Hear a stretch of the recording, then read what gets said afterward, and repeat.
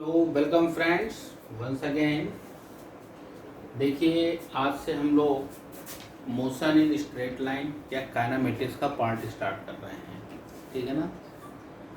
आपको per day DPP मिलेगी but 19 तारीख से, यानी कि जस्ट लाइक ए मंडे से। ओके, तब तक हम लोग उसके हिसाब से थ्योरी क्या क्या चीज़ें लगने वाली हैं उसको डिस्कशन कर लेंगे। आपको दूसरे दिन आंसर की भी मिल जाएंगे, जैसा शेड्यूल होगा वैसे आपको प्रोवाइड होते जाएंगे। ठीक है ना।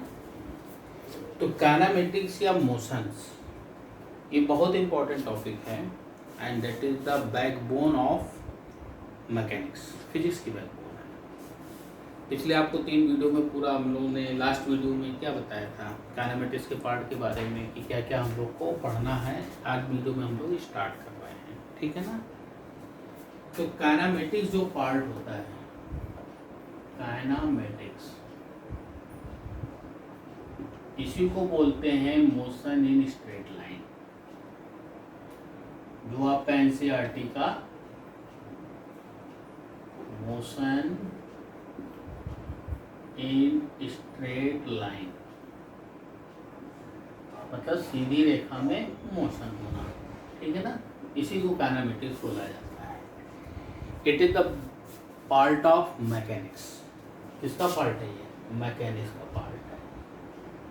ठीक है ना। मैकेनिक्स का ये जो मैकेनिक्स का पार्ट है काइनेमेटिक्स, और काइनेमेटिक्स में इसको क्या बोलते हैं? Motion in straight line. तो जो मैकेनिक्स का जो पार्ट होता है उसमें 2 पार्ट होते हैं। मैकेनिक्स में 2 पार्ट होते हैं। एक होता है काइनेमेटिक्स, ठीक है बेटा, और एक होता है डायनामिक्स। दोनों का मतलब मोशन से होता है, लेकिन क्या दोनों में डिफरेंस होता है? ठीक है ना। काइनेमेटिक्स में और डायनामिक्स में क्या होता है?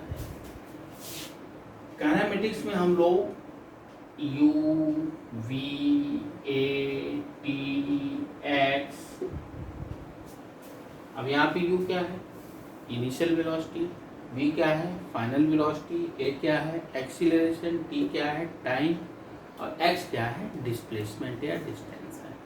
ठीक है, सबके नोटेशन है, आपने 10th में देखा ही होगा। अब इसमें क्या होता है कि काइनेमेटिक्स में ये सब चीज़ें निकाली जाती हैं, डायनामिक्स में भी यही निकाला जाता है। डायनामिक्स में भी यही निकालते हैं, U, V, A, T और X, है ना।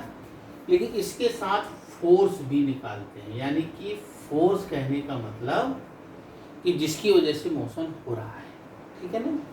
तो फोर्स यानी कि विद कॉज, यानी कि जिसके कारण मोशन स्टार्ट होता उसकी भी हम लोग स्टडी करते हैं। इसमें सिर्फ इसकी स्टडी करेंगे, लेकिन इसमें फोर्स जिसकी वजह से मोशन हो रहा है। भाई जब अपन लोग फोर्स लगाएंगे तो फोर्स लगाने पे क्या आता है? एक्सीलरेशन होता है। F = mc को पढ़ा है। ठीक है ना। और जब एक्सीलरेशन आएगा तो उसमें वेलोसिटी आएगी, वेलोसिटी आएगा तो डिस्प्लेसमेंट आएगा। ठीक है ना। इसमें फोर्स लगाएंगे जब किसी पार्टिकल पर तो एक्सीलरेशन आएगा, एक्सीलरेशन आएगा तो वेलोसिटी गेन करेगा, वेलोसिटी गेन करेगा तो एक डिस्प्लेसमेंट होगा। ठीक है ना। लेकिन काइनेमेटिक्स में फोर्स का कोई भी स्टडी नहीं करना है, हमको सिर्फ मोशन देखना है।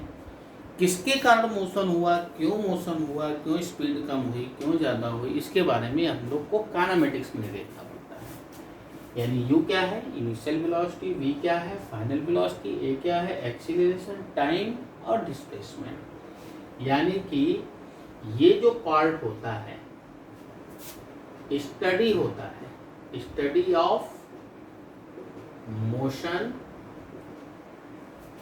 विदाउट कॉज, यानी कि हमको कॉज नहीं देखना है कि किसके कारण ये मोशन होना शुरू हुआ है। ठीक है बेटा, क्लियर है। यानी कि काइनेमेटिक्स में हम लोग स्टडी ऑफ मोशन तो करते हैं, लेकिन विदाउट कॉज, यानी किस कारण मोशन हुआ इससे मतलब नहीं है। भाई मोशन होने के पीछे फोर्स तो लगा ही होगा। जब हम लोग फोर्स की भी स्टडी करेंगे तो वो डायनामिक्स में आता है। तो ये हम लोग पार्ट अभी नहीं लेने वाले। हम लोग कौन सा पार्ट लेने वाले हैं? ये वाला पार्ट। ठीक है ना। अब इसी में कई सारे टर्म आते हैं, रेस्ट एंड मोशन आता है। ठीक है, क्लियर है। तो इसको एक बार नोट कर लीजिए। ये आपका एक तरीके से मेन पॉइंट है जिसको बारे में हम लोग जानते हैं। ठीक है, नोट करिए, फिर आगे हम लोग टर्म्स में बढ़ते हैं। अब हम लोग इसमें पहला जो टर्म होता है रेस्ट, दूसरा होता है मोशन। ये रेस्ट और मोशन क्या होता है? अब आपने सिंपली तरीके से समझ रखा होगा, कोई चीज रुकी हुई है तो रेस्ट पे है, चल रही है तो मोशन में है, लेकिन ऐसा जरूरी नहीं है। पहली चीज, रेस्ट और मोशन जो क्या होता है, स्टेट ऑफ रेस्ट। अगर किसी पार्टिकल की पोजीशन टाइम के साथ चेंज ना हो, पार्टिकल किस में बोला जाएगा? रेस्ट पे बोला जाएगा। अगर टाइम के साथ उसकी पोजीशन चेंज हो रही है, यानी यहाँ रखा है फिर यहाँ चला गया, इसका मतलब पोजीशन उसकी चेंज हो रही है, तो उसको क्या कहा जाएगा? मोशन में कहा जाएगा। यानी कहने का मतलब, रेस्ट का मतलब पहला point, if position of object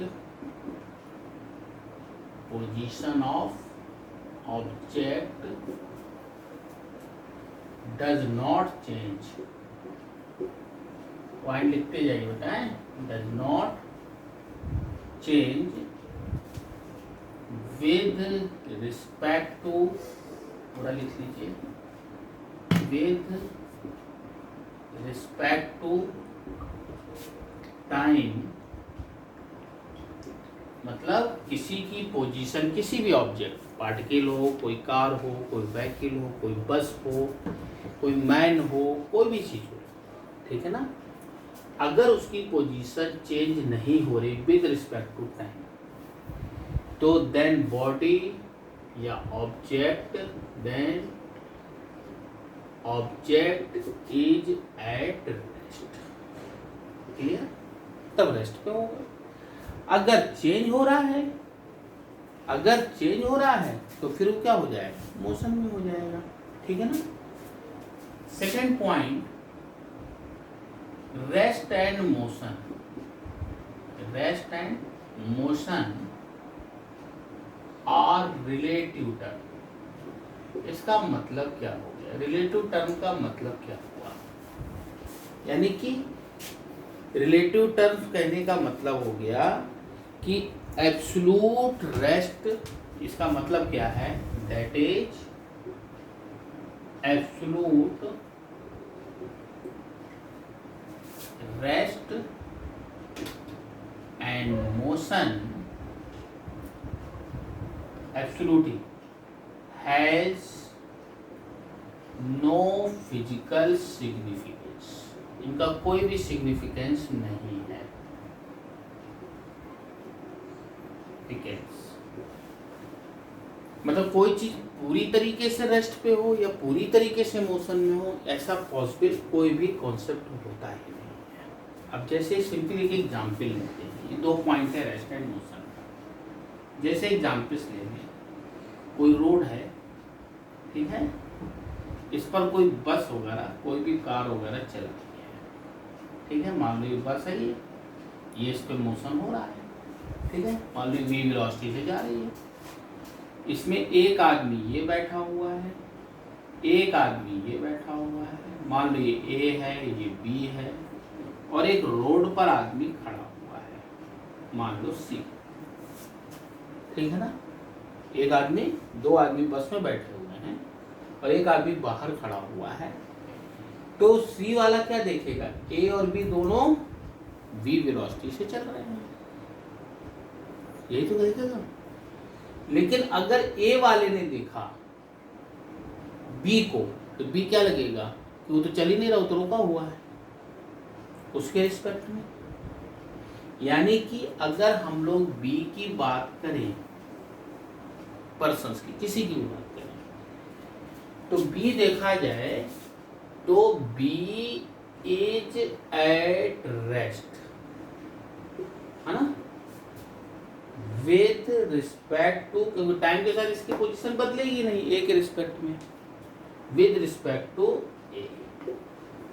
clear? लेकिन अगर C के रिस्पेक्ट में देखेंगे तो क्या लगेगा? ये आगे की तरफ जा रहा है। अगर बी देखेगा सी को तो सी पीछे की तरफ जा रहा है। ठीक है ना, क्लियर है? यानी कहने का मतलब कि अगर बी को ही देखो तो B is at motion with respect to C. अब देखो बी रेस्ट पे भी हो गया और बी मोशन में भी हो गया, लेकिन किसके तो बी देखा जाए तो रेस्ट पे भी हुआ और बी यहां पर मोशन में भी हो रहा है, लेकिन किसके रिस्पेक्ट में बात कर रहा है? यानी सी के रिस्पेक्ट में। अगर हम लोग एक चीज देखें तो बी कहने का मतलब रेस्ट पे भी हो गया और मोशन पे भी हो गया, तो हम बी को ना तो कह सकते हैं कि रेस्ट पर है, ना तो हम कह सकते हैं कि मोशन में है। यानी कि दोनों कैसे टर्म हो गए? रिलेटिव टर्म हो गए। किसके रिस्पेक्ट में बात कर रहे हैं? किसके रिलेटिव में बात कर रहा है? अगर बस के रिस्पेक्ट में बात करेंगे तो दोनों ही रेस्ट पे, ए और बी दोनों रेस्ट पर हैं। सी के रिस्पेक्ट में बात करेंगे तो बस बी वेलोसिटी से चल रही है। ठीक है ना? तो कहने का मतलब सबसे बड़ी चीज है कि हमको अगर किसी की पोजीशन देखनी है विद रिस्पेक्ट टू टाइम, तो हमको सबसे पहले एक कोई रेफरेंस मानना पड़ेगा कि किसके रिलेटिव में अपन बात कर रहे हैं। सिंपल बात समझ में आ गई कि भाई हम किसके रिस्पेक्ट में बात करेंगे, उसके रिस्पेक्ट में ही हम उसको डिफाइन कर सकते हैं कि वो मोशन में है कि रेस्ट पे है कि कैसे है। ठीक है बेटा? तो कहने का मतलब रेस्ट और मोशन दोनों कैसे टर्म हो गए? रिलेटिव टर्म हो गए। अब ये जो सी है, अब सी की जगह हम लोग जैसा देखा जाता है, अब सी के रिस्पेक्ट की बात कर रहे हैं हम लोग, है ना? अब ये जो सी बोल सकते हैं कि ये रेफरेंस है। क्या है ये? रेफरेंस। इसके रेफर में ले रहे हैं। यहां पर ए रेफरेंस है, तो ए और बी को हम लोग जनरली भाई किसी पर्सन के रिस्पेक्ट में की बजाय हम लोग एक फ्रेम ऑफ रेफरेंस लेते हैं। फ्रेम ऑफ रेफरेंस कुछ नहीं है बल्कि जो भी ऑब्जेक्ट है, जो भी देख रहा है, उसको वहां पर ओरिजिन्स पे मान ले। यानी कि जैसे अपने पास एक्सिस देखते हैं ना, कितनी एक्सिस होती हैं? 3 एक्सिस होती हैं, एक्स एक्सिस, वाई एक्सिस और जेड एक्सिस। जैसे रूम का है, ये एक्स एक्सिस हो गया, ये वाई एक्सिस हो गया और ये जेड एक्सिस हो गया। ठीक है? तो इसी को बोलेंगे फ्रेम ऑफ रेफरेंस। और ये जो ओरिजिन्स है, यहीं पर सी को बैठा दो, यहीं पर चाहे ए को बैठा दो। अब जब तुम ए को बैठाओगे, यहां पर अगर ए हो गया तो बी यहां पर हो गया। ऐसी तो है। क्लियर? अब ये फ्रेम आपका पूरा चल रहा है भाई, ए भी साथ में चल रहा है ना, तभी तो रेस्ट में बता रहे ना कि ए की पोजीशन चेंज ही नहीं होगी। किसके रिस्पेक्ट में? ओरिजिन के रिस्पेक्ट में। यानी कि ए के रिस्पेक्ट की बात कर रहे हैं। तो कहने का मतलब कि फिजिक्स में सबसे बड़ी चीज होती है कि फ्रेम और रेफरेंस को कैसे डिफाइन करते हैं। ठीक है ना? तो चलिए ये नोट कर लीजिए, फिर हम लोग फ्रेम और रेफरेंस के बारे में जानते हैं। तो हम लोगों ने फ्रेम और रेफरेंस की बात कर रहे हैं। पहला टर्म रेस्ट और मोशन किया, दूसरा फ्रेम और रेफरेंस। फ्रेम और रेफरेंस देखो क्या होता है। ठीक है ना? फ्रेम और रेफरेंस होता है जिसके रिस्पेक्ट में या about which observation are taken, जिसके रिस्पेक्ट में हम लोग ऑब्जर्वेशन कर रहे हैं। जैसे मोशन का है, जैसे ए और सी थे, तो ए और सी क्या हो गया? फ्रेम और रेफरेंस हो गया। ठीक है ना?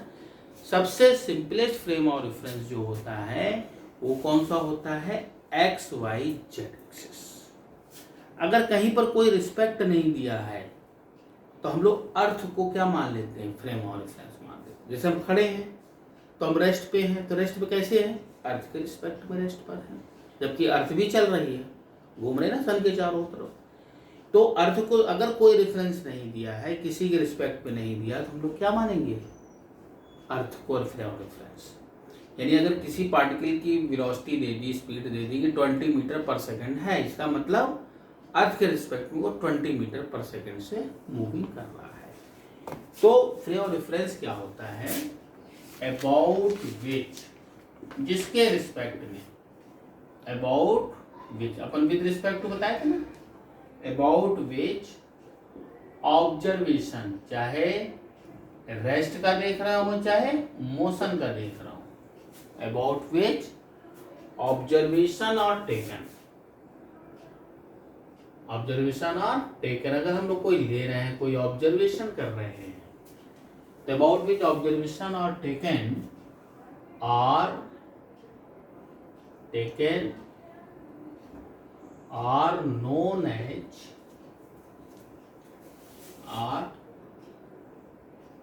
known as frame of reference.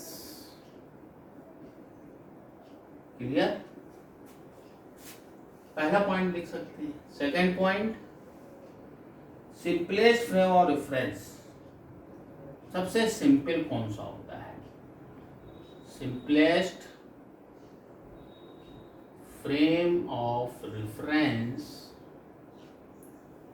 Is, कौन सी एक्सिस बताइए बेटा? Are is coordinate axis,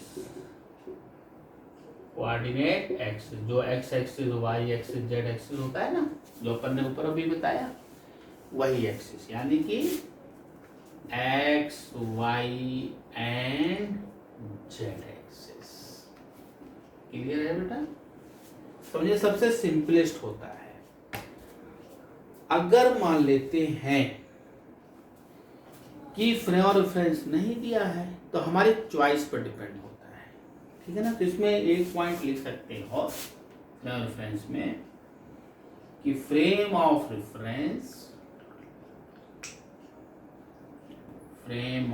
reference are matter of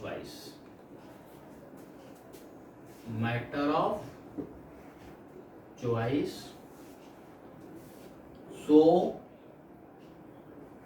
है ना, हमारे ऊपर डिपेंड करता है हम किसको चूज करते हैं। सो इफ इन प्रॉब्लम्स या क्वेश्चन जो भी है, प्रॉब्लम्स फ्रेम ऑफ रेफरेंस, मतलब किसके रिस्पेक्ट में अगर नहीं दिया है, frame of reference is not given,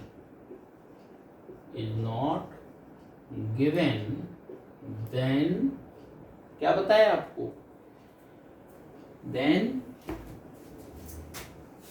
frame of reference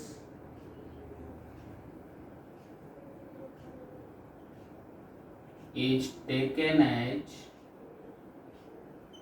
तब किसको ले लेंगे? अर्थ को ले लेंगे। यानी कि अगर कोई चीज नहीं दी है क्वेश्चंस में, तो हम लोग किसको ले लेंगे? फ्रेम ऑफ रेफरेंस, अर्थ को ले लेंगे, ठीक है ना। क्लियर?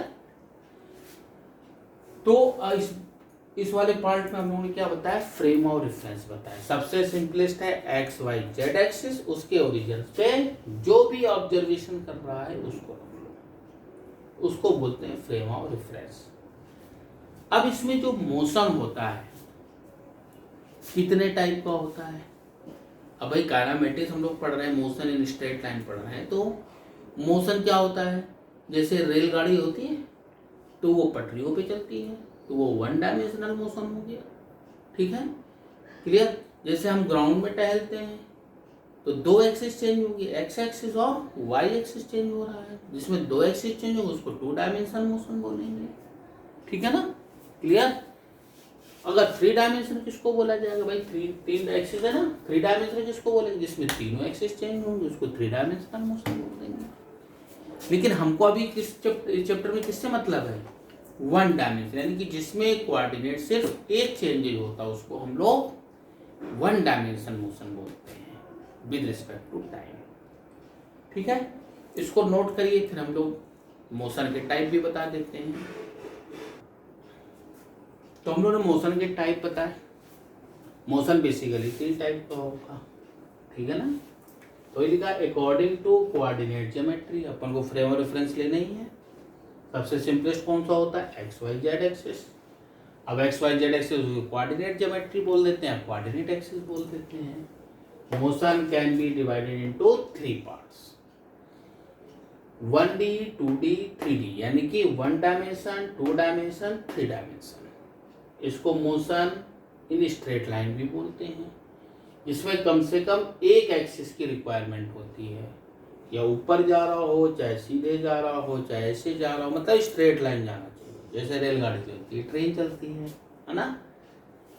तो minimum one axis is required होगा उसमें, वन डायमेंशन यानी कि स्ट्रेट लाइन मोशन, वही जो उसको हम लोग पढ़ने वाले हैं। एक होता है टू डायमेंशन, इसी को जिसमें कम से कम दो एक्सिस रिक्वायर्ड होती है, इसको बोलते हैं मोशन इन प्लेन भी बोला जाता है। इसको क्या बोलते हैं? Motion in plane. अब ये जो मोशन इन प्लेन है, इसी में आपका सर्कुलर मोशन, प्रोजेक्टाइल मोशन आता है, जिसमें तीनों एक्सिस चेंज होंगी। जैसे मच्छर होता है, उड़ता है भाई, इसी भी एक्सिस चेंज, उसकी पोजीशन बता रही है, तीन एक्सिस रिक्वायरमेंट है। तो जब तीन एक्सिस रिक्वायरमेंट है तो उसको हम लोग 3D मोशन, या फिर इसको बोल देते हैं मोशन इन स्पेस। ये अपने सिलेबस में नहीं है ना, तो इसलिए ज़्यादा टेंशन नहीं लेना। हमको स्ट्रेट लाइन पढ़ना, जो हम लोग काइनेमेटिक्स में पढ़ेंगे, टू डायमेंशन जिसको मोशन इन प्लेन, जिसमें सर्कुलर मोशन, प्रोजेक्टाइल मोशन है, उसको पढ़ा जाएगा। मोशन इन स्पेस आपके सिलेबस में है नहीं। तो आज की वीडियो में हम लोगों ने rest and motion, frame of reference and type of motion, तीनों को अच्छे से देखा। आई थिंक इसमें कोई प्रॉब्लम नहीं होगी। हम लोग कल के वीडियो से स्टार्ट करेंगे डिस्टेंस एंड डिस्प्लेसमेंट। ओके, तब तक के लिए थैंक यू।